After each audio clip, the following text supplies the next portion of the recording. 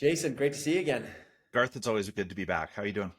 Oh, highlight of my week. I'm doing really well. Doing really well. Back in Toronto now. Hey, listen, I've been watching the show The Bear. Yeah. Have you been watching it? I watched season one. Okay. I'm all in. I'm halfway through season Mhm. 4 now. I'll probably have finished it by the time this pod comes out. Will Guidara is on the show. He makes appearances on the show. That's cool. That's super cool. I Yeah, didn't and realize they that. a whole bunch of different chefs in real life come in. They play themselves as part of this Oh, restaurant cool. community. And there's one scene where they start talking about their favorite food. Jason, what's one of your favorite restaurant experiences? Not necessarily the food, but one of your favorite restaurant experiences. Yeah, so many. I've had so many good meals. I mean, I had a great meal with you at Teatro, which leads right into this. And more Oh, often than not, it's about who you're spending the time with that I think elevates the food. Epicurus said that. But when I think about the best food I've ever had, the best experience was on a beach in Thailand where a family was making us dinner, and we had the most delightful meal. But it was mostly because the family was just so excited to share their basically homemade cuisine with us. And I just remember mhm. being like, just the perfect environment, the perfect company, the perfect food. It all came together. It was just a perfect experience. What about you, Garth? I'm super curious. For me, there's a lot, but I wanted to hone in on it's like who you are at that table with, Mm-hmm. because you can be at any restaurant and have the most Mm-hmm. incredible time, and Mm-hmm. the food could be fine. Mm-hmm. What I think is significant about our guest today, Mia, who is, in amongst all these different restaurants across Calgary, is that she understands that when you come in, you are one of us. Mm-hmm. You're treated like part of the family almost. And she has a great phrase like, "We are here to delight our Mm-hmm. guests." Mm-hmm. And so I'm really excited for our listeners to experience not the food, but that feeling of being delighted because she's delightful, and that feeling of really understanding what it means when you go into a restaurant and what your expectations can and might be. Perfect intro. Let's get everybody to our guest. I can't wait for Enjoy. people to And listen to we this. got a couple of outros, so stay Enjoy tuned the, yeah, stay tuned. on this one. Lassoing leadership, sharp and true. Beard's Book Club got wisdom for you. Turn the pages, let the stories flow. Unpacking lessons as we grow. Welcome back to Lassoing Leadership, Season 3. This is Beard's Book Club, and I'm Jason Rogers. Hi, Jason. I'm Garth. Today, It's good to see you, Garth. it's always good to see you. You're wearing a better hat today, too. Yeah. Today, we're digging into something delicious, like quite Mhm. literally. We are thrilled to have a conversation that is being inspired by Will Guidara's Unreasonable Hospitality. And now, this is a book that reimagines what great restaurant service looks like and how it can transform leadership. We both read this book, immediately fell in love with it. And so we wanted to bring it to this podcast. So starting with the book, Garth, the book is unbelievable. It's the book that I always wished had been read about or written about leadership, and it's out there in the world now, and I encourage everybody to pick it up and read because I think it's applicable in all industries, education, in hospitality, in business. I think it's good for all leaders everywhere all the time.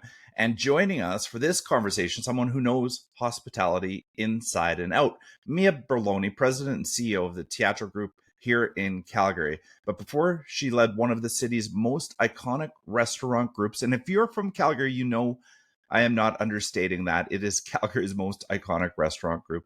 She was valedictorian at Rundle Academy and studied at Queen's in the field completely unrelated to hospitality. Yeah. Okay. Well, that's a leadership journey for sure. And we got a couple of really cool connections, right? So one is that Mia attended Jason's school, Rundle.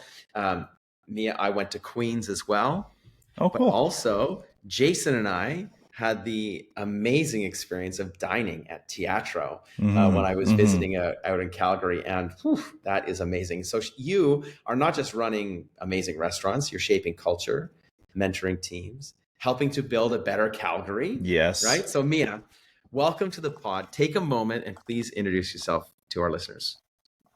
Hi to the pod, Jason, Garth. Thank you so much for having me on. I'm very excited to talk about unreasonable hospitality. A little bit about me. I went to Rundle's almost my entire education The before I whole time, Mia. graduated. Yeah, Yeah, I it's started a in grade long journey. two.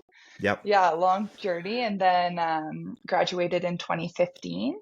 And yeah, I really credit Rundle for being very foundational to who I am today and a lot of the values I hold. And then after Rundle, I moved to Kingston, Ontario and attended Queen's University, graduating with a Bachelor of Science in Environmental Science with a focus on environmental justice. So very different than what I'm doing now. And I didn't plan to end up in the hospitality industry, but I mean, I'm very happy I did. After my undergraduate degree, my plan was actually to pursue social work. And I was a year into my master's of social work when a series of really unfortunate tragedies happened to my family, and my Mm-hmm. brother passed away. And my dad asked me to step in and help the family business. So I deferred my master's and started at the restaurants, which it was a very difficult time for my family, very difficult time for me. But I found that the restaurants, our team, our guests ended up being a really bright spot for me in a difficult time and really helped me get through that period of my life. And, you know, when it came time to return to my master's, I didn't want to go back. I just really was loving what I was doing. And it was one of, and is still, a huge highlight of my life. So now I run the Teatro Group, which is comprised of 4 different restaurant brands, and we have 7 locations. So we have multiple locations of El Forno. Then we have our flagship Teatro Ristorante, which was started by my dad and a group of partners 32 years ago now. Wow. Yeah, a long time. And then we have Cucina, and 8th Avenue Trattoria, which we abbreviate and call EAT. And we are hoping to continue to open new El Fornos. I'm excited to announce we're starting construction on a new one this week that'll open in Cool. the 707 Manulife building. So it's a exciting path forward, and I didn't plan to end up here, but I'm very happy that I did. Wow, Mia. And you've said so much in that little bit. First of all, you know, you are a bright light. Every time I see you in one of your restaurants or in our community, you bring light to the space. And I think the space must give you back light with respect to, you know, your purpose. And I just think this is so close to your purpose in life. And so congratulations on that. I also think that, you know, what our listeners may or may not know is that you keep giving back to our community. And when I say our community, I mean Calgary, I mean Rundle, I mean your local community in the restaurants, and you're such a giving person in all of those spaces. And so thank you for all that you give back to all of our community. And last but not least, you're a connector. And I think every time I'm around you, whether it's you're connecting with alum from Rundle Academy and College, or you're connecting with our broader community, you just do that so fabulously. So thank you for all that you do for our community and for all you do for the restaurant scene. And I just can't wait to get in this conversation because there's a lot of magic in that Teatro Group, and I can't wait to just get into it. Thank you, Jason. Yeah. And Mia, thanks for sharing. I really appreciate you sharing about your brother and how you got into the restaurant. And you raised a really interesting point there. You said that the restaurant community really helped you get through that really hard time. What role did you enter into the restaurant community in? Like, what were you doing that allowed you to have that, what was clearly a powerful connection with through the restaurant? Yeah, I mean, I was definitely doing the wrong thing, which I ended up figuring out maybe what the right path was. But, you know, to give some context, before all of this happened, I was working almost full time while I was doing my master's because it was at the tail end of COVID, so everything was online. So I was hostessing and baristing and really working on the floor at a lot of our places. And then I got parachuted from that role into a director of operations role. So the teams that I was directly reporting to, learning from. Now, all of a sudden, I was their manager with very little qualifications, experience, etc., to do that. So I did that for about a year before I really was, recognized this isn't the right role for me. I need to get someone in this role who can better support our teams, because our teams were so understanding, kind, empathetic, and really hustled our organization through this. Really, it's a family business, so losing my brother really affected everyone in the organization, and our team stepped up and supported me and my family in so many ways. But after a year, I needed to step up and support them, so I stepped down from that role, and someone else who was a much better fit and is still in the role today stepped in as our director of operations. And then I became the general manager of El Forno Eau Claire, which is where I really cut my teeth, and I feel like became more competent and ready for the role. So Okay. yeah, and then I was managing the team there until I came back and took over for my dad when he retired. So Mia, So go ahead, Garth. I was just going to say, like, you've seen so many parts of the organization. And for our listeners, I think it's significant. You started on the floor, right? And worked your way up. But the whole time you were clearly assessing yourself. And I love that you recognized this is not the right role for me, not the right role for the restaurant. We need to get someone in here who can do the role. And I think that's such an important part of leadership, knowing your own skills, knowing the limitations of your skills, and understanding how to hire correctly, right? And that's a huge theme in Unreasonable Hospitality. Thank you. I'm very lucky that I also work with such incredible professionals. Teatro, having been around for 32 years, we have some people who have been with our organization for 13 years. So I don't know if we didn't have that longevity of staff, that they would have stuck through that year, because that year was really difficult. And I feel very lucky that I have such an incredible team that I work alongside. But thank you. Yeah, I think recognizing what you're not good at and surrounding yourself with people who are better at those things than you is crucial for leading any organization.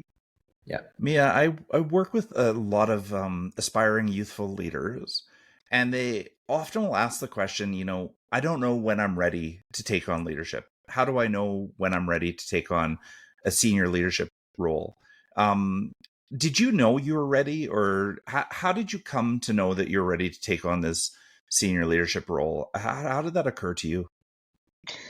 To me, it was about being able to, I guess, look my colleagues in the eye and say, hey, I have real value to add here. Yeah. And this value is important to this role. But I would also say that I didn't feel ready. It was what the organization needed at that time. My dad was stepping down and there was a gap that needed to be filled. And so I hustled really hard to try to get ready. And it's always that balance, right, between of learning, growing into the role, and then also recognizing, hey, I might need expert help. I might need, a mentor in this. And I'm really, really lucky that I've had a lot of fantastic mentors who I still lean on all the time when I have a question, because I'm now going into my second year of leading the organization, but there's still lots of things that I'm doing for the first time, or lots of things that are, beyond my expertise. And I think one of my strengths is maybe realizing or limiting my ego in a way that I can ask for help and step back and recognize, hey, I'm not the right person to do this, or I need help here. And I think being a young leader helps you do that. And I think that's a strength. So I also am of the mind that you should put young people in positions they're, maybe not qualified for, or quote unquote ready for, because I think that a lot of the times they will hustle really hard and try to really hard to figure it out. And having a pair of fresh eyes, Will talks about that in the book. He had fresh eyes on 11 Madison Park, and that was a real asset because he hadn't worked in fine dining. He didn't know what all the rules are. And so he could challenge the rules that made sense and what didn't make sense. And I think that, you know, being inexperienced helps you do that. I mean, I think that's so wise, and I think it's so good for our listeners here because it's like the most common question. I think that's the most authentic answer I've heard in our time doing this podcast. So thank you for that. And as we move into the book, you mentioned the book. It's not just about restaurants. It's really about human connection. It's about what happens when we choose to go above and beyond for people, not just because it's good business, but because it's good for the soul, right? It brings us light and it brings us like purpose and heart to the work that we do. As put in the book, hospitality is about making people feel seen. It's about making them feel welcome, comfortable, and important, seen, heard, valued, loved, all of the things that we talk about so often. So, Garth, as school leaders, isn't that exactly what we're trying to do? Seen, heard, valued, loved? Yeah. I mean, it's all about how we matter, how we make people know that they matter, how we allow people to, add value in their own ways, and all of those things are truly part of it. So Mia, how does that play out in your restaurant? Maybe because we had a great experience at Teatro. We felt like we mattered, didn't we, Jason? Sure did. Yeah. So how does that inform your leadership of this restaurant group? I think culture really matters. And I think Will talks about that a lot in the book. One of my favorite lines from his book is cult is short for culture. And I've spoken to Jason about this, but he talked about how at Union Square Hospitality Group, which is where he was working as he came into 11 Madison Park, and that they had a culture of caring. Like, it was cool to care, and it was cool to care about what you were doing. It was cool to be passionate. It was cool to care for one another. And that from the outside, that looked really maybe intimidating and close knit. And people would sometimes say that's a cult. But I think you have to have a culture of everyone here matters. And I think I'm very lucky the size we're at, that we're still small enough that I know everyone's name who works for us. And, I can go and hop in with the baristas, and if we're getting slammed, and still push out some drinks and things along those lines. And I think connecting with people one-on-one really helps create that culture of mattering. And then as a leader, how I treat the people who report directly to me, I try to lead with respect, empathy, kindness. And I think, and I hope that is reflective of then how they lead their teams, and also, openness and trust. And I think that the family values of having a family business allow us to kind of make it personal with our employees. I'm gonna jump in again, because in the book he writes, you have to be able to name for yourself why your work matters. And then you were talking about the amazing culture that you have and the people.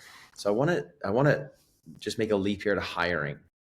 So I don't know how much hiring you do in your role, Mia, but so Will writes in his book, culture can't be taught. It has to be caught.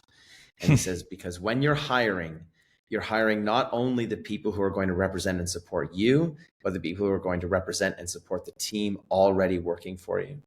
So talk to me a little bit about, culture can't be taught, it has to be caught. Tell us a little bit of how that plays out in your role. So I now do less hiring, but I've done quite a bit of hiring when I was at Eau Claire. And we actually recently just hired someone new to our executive team, and they have brought such amazing energy. So really what I look for in an interview is enthusiasm,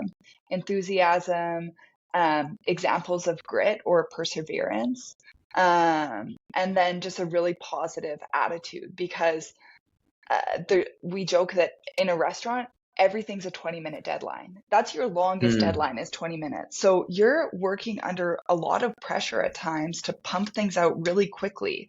And if you don't have the right people working together, things can get really negative, very not collaborative, finger pointing quite quickly. So really what I look for is, will this person under pressure uplift their team?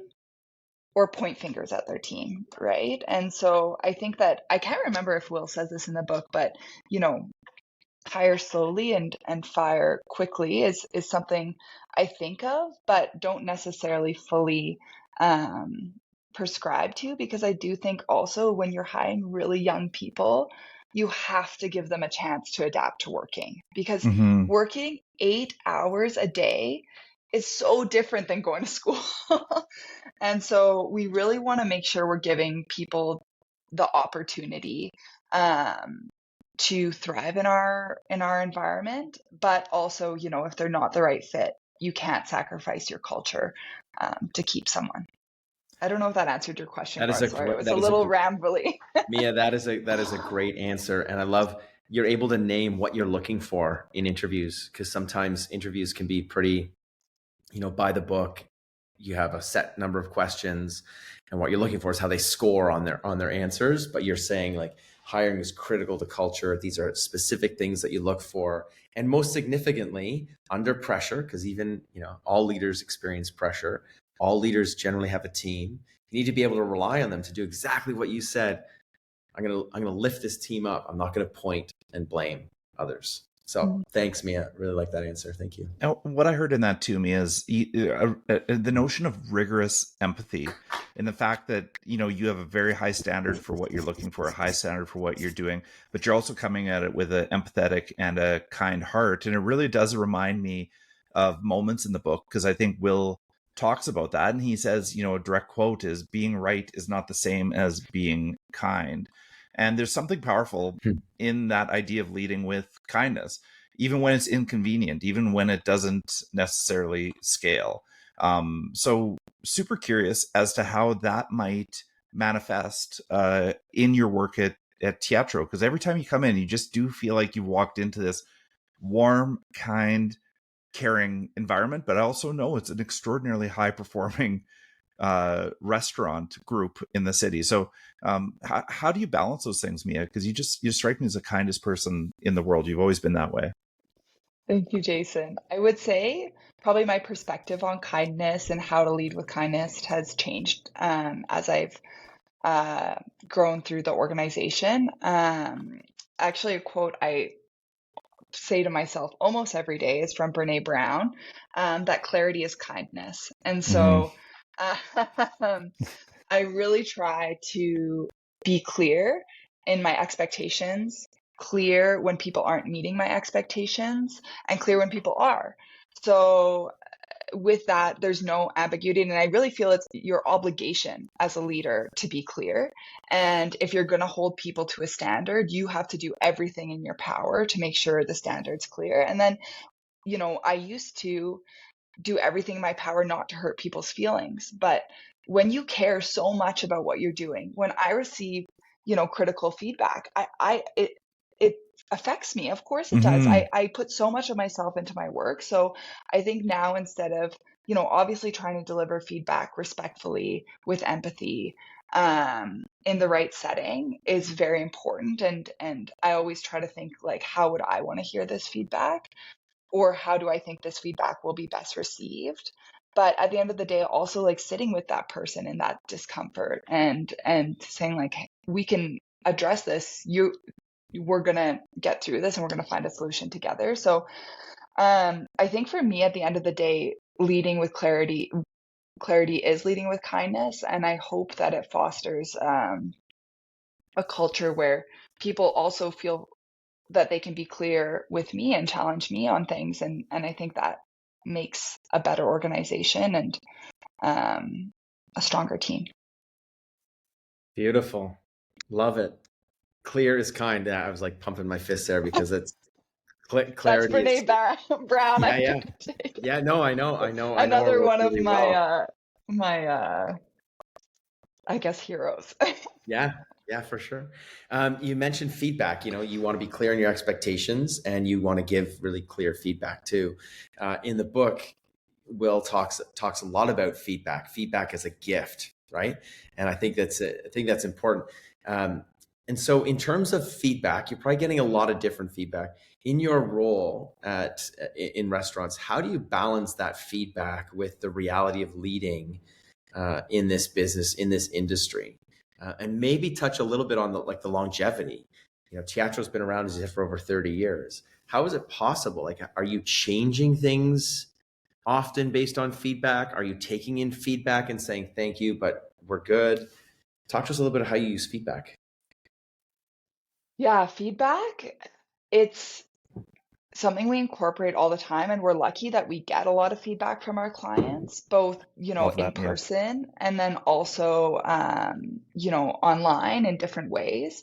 And it really does inform how we do business every day. And we're trying to change and adapt all the time to what our guests want. Because at the end of the day, we're here to delight our guests, right? That's our job, is to leave people delighted.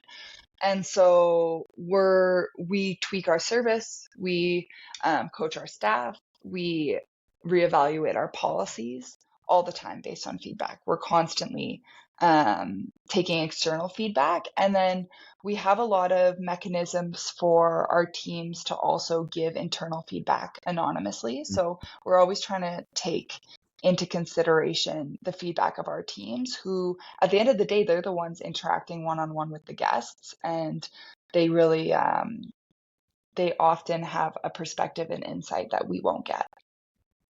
So Mia, you're running an absolute leadership clinic here for our listeners, and we are barely scratching the surface on this book, and we're approaching the end of our time on the podcast. But before we go, I want to run through rapid fire with you. So we have 4 rapid fire questions. I'll do one, then Garth will do another, and so on and so forth. And just really, really curious to hear your thoughts on these items. So first thing that comes to mind, a leadership habit that you can't live without. How do you, what's your leadership habit that you share with people?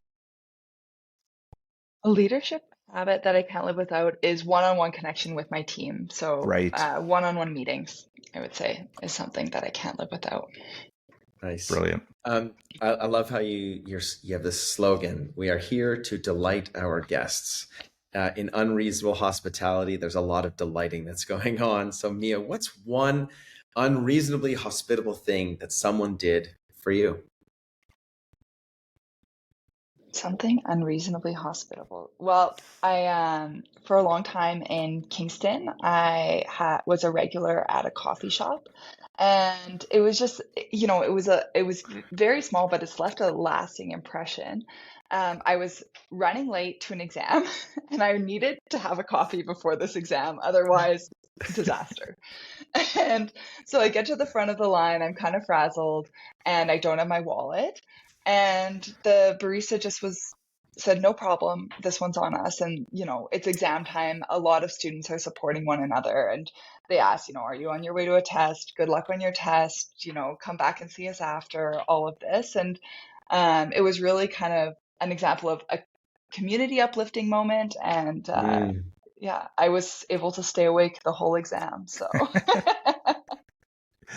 sometimes the smallest things are the biggest things. That's so true, right? yeah. And take a moment with this one too, Mia. You can unfold this. You don't have to rapid fire it as so much. But what's your favorite Teatro memory of all time? What warms your heart the most?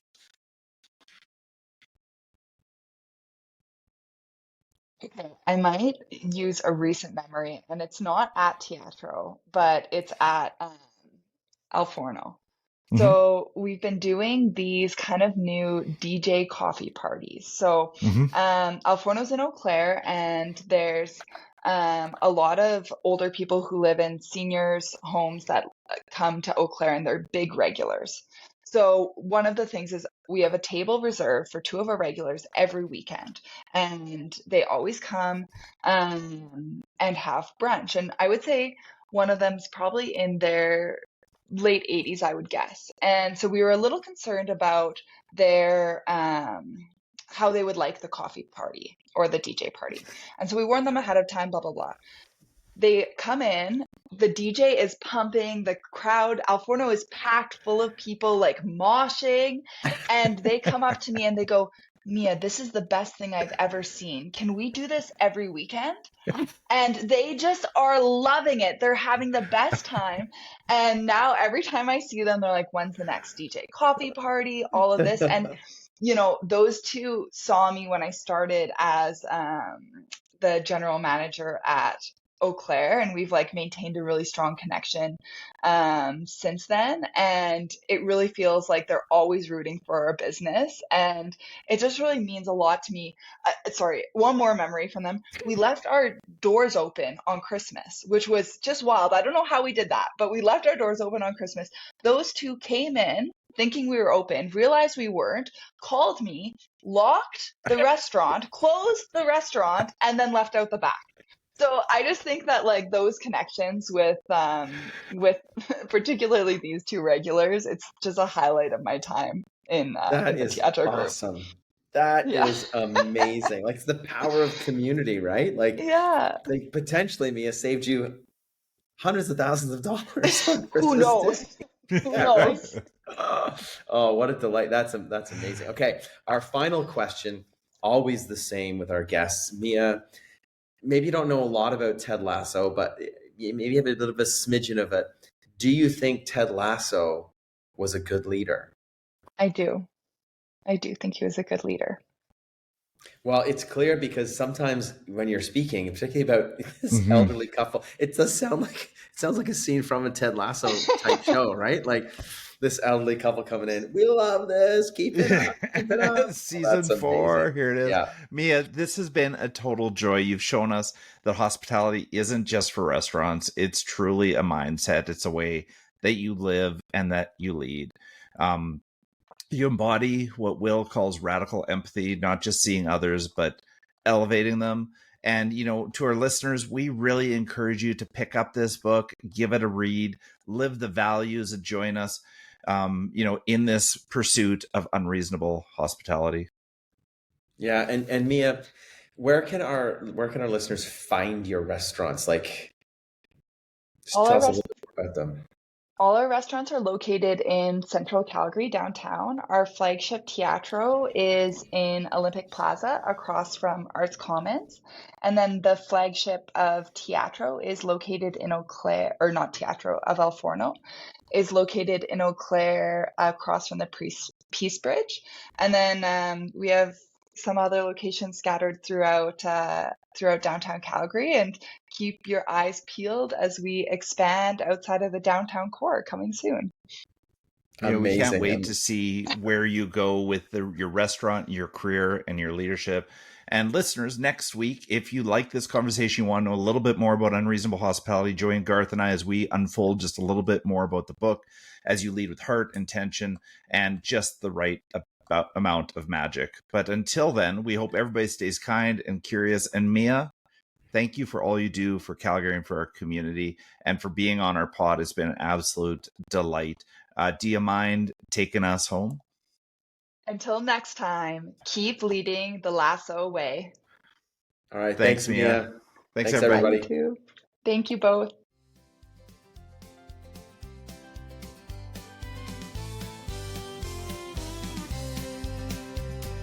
Grab your coffee, grab your seat.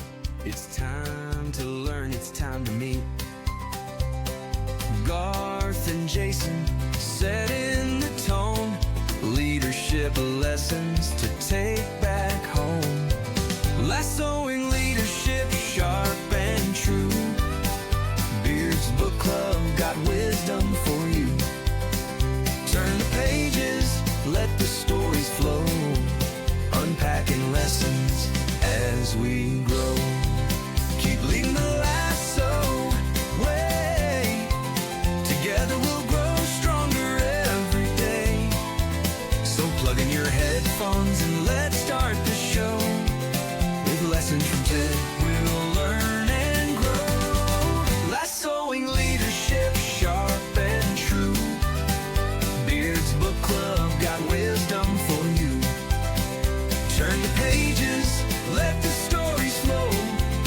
Unpacking lessons as we grow.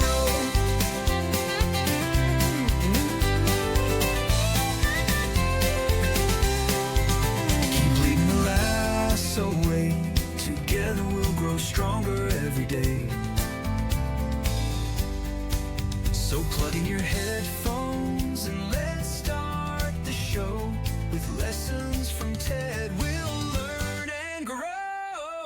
Last